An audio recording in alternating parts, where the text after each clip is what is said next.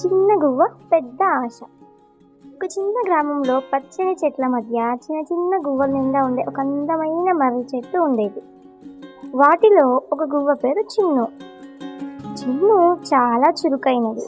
రోజంతా ఎగురుతూ పాటలు పాడుతూ తన స్నేహితులతో ఆడుకుంటూ ఉండేది.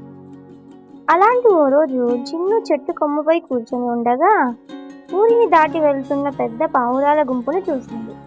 వాటి అందమైన రెక్కలుగా చూసి ముగ్ధురాలయ్యింది. ఎంత బాగుంటుందో నేను కూడా అలా ఎత్తైన ఎత్తుకు ఎగరగలిగితే అని అనుకుంది చిన్ను. ఆ తర్వాతి రోజుల్లో చిన్ను తన స్నేహితులతో ఆడుకోవడం మానేసింది. ఎప్పుడూ పెద్ద పావురాల గురించే ఆలోచిస్తూ ఉండేది. ఎలాగైనా ఎత్తుగా ఎగరాలి అనుకుంటూ తన తల్లి దగ్గరకు వెళ్ళింది. అమ్మా, నేను ఎత్తుకు ఎగరాలనుకుంటున్నాను, పెద్ద పావురాలలాగా. ఏం చేయాలి అని అడిగింది. చిన్ను అమ్మ నవ్వి, చిన్ను, నువ్వు గువ్వవే, నీకున్న ప్రత్యేకతలను చూపించుకో. ఎత్తుగా ఎగరడం పావురాలకు ప్రత్యేకత. మనం చిన్న చిట్టగా వేగంగా ఎక్కడికైనా చేరుకోగలిగే వంపు తిరిగే ఎగురుదలే మన ప్రత్యేకత. దాన్ని ఆస్వాదించు అని చెప్పింది. కానీ చిన్ను వినలేదు. తన ఆశ నెరవేర్చే మార్గం దొరకక తన స్నేహితులతో మాట్లాడకుండా ఒంటరిగా ఉండేది.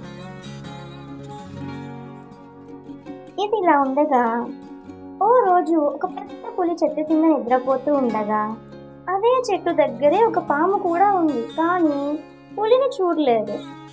చిన్న గువ్వైన చిన్ను పులితో పాటు పామును కూడా చూస్తుంది.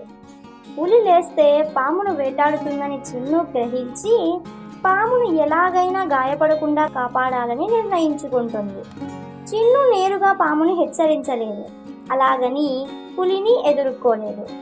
అందువల్ల చిన్ను చాకచక్యంగా ఎగురుతూ పాము దాక్కున్న ప్రాంతం కాకుండా వేరే దిశగా ఎగురుతూ ఉంటుంది. పులి లేచి చూస్తుంది. చిన్ను పదే పదే ఎగురుతుండడం గమనిస్తుంది. పులి పామును చూడలేదు, కానీ చిన్ను ప్రవర్తనపై ఆసక్తి చూపించి గర్జించి పాము దాక్కున్న ప్రాంతం నుండి వేరే దిశకు వెళ్ళిపోతుంది. పులి దృష్టిని మరల్చి పాము దాక్కున్న ప్రదేశాన్ని బయటపెట్టకుండా పామును పరోక్షంగా ప్రమాదం నుండి తప్పిస్తుంది చిన్ను. ఇదంతా గమనిస్తున్న పాము తనను పులి నుండి రక్షించిన చిన్నును అభినందించి కృతజ్ఞతలు తెలిపి నుండి వెళ్ళిపోతుంది. పాము మాటల ద్వారా చిన్నుకు తన తప్పు తెలిసి వచ్చింది. తన చెప్పిందే నిజమని అర్థమైంది. పెద్ద పావురాలలా ఎత్తు ఎగరడం బాగుంది, కానీ తన చిన్నదనం వేగవంతమైన ఎగురుదల కూడా అందరికీ ఉపయోగపడుతుంది అని గ్రహించింది. నేను నా సొంత ప్రత్యేకతలను మర్చిపోయి పెద్ద పావురాలలా ఎగరాలని కోరిక తప్పించాను అని అనుకుంటుంది. ప్రతి ఒక్కరికి వారి వారి ప్రత్యేకతలుంటాయి. వాటిని నమ్ముకొని ముందుకు సాగాలి. అవే మనల్ని ఎన్నో కష్టాల నుండి కాపాడతాయి అని అనుకుంది. ఆ తరువాత చిన్ను తన స్నేహితులతో కలిసి ఆనందంగా ఆడుకోవడం మొదలుపెట్టింది. తన చురుకుదనం, వేగవంతమైన ఎగురుదలతో కొత్త కొత్త ప్రదేశాలు చూసింది.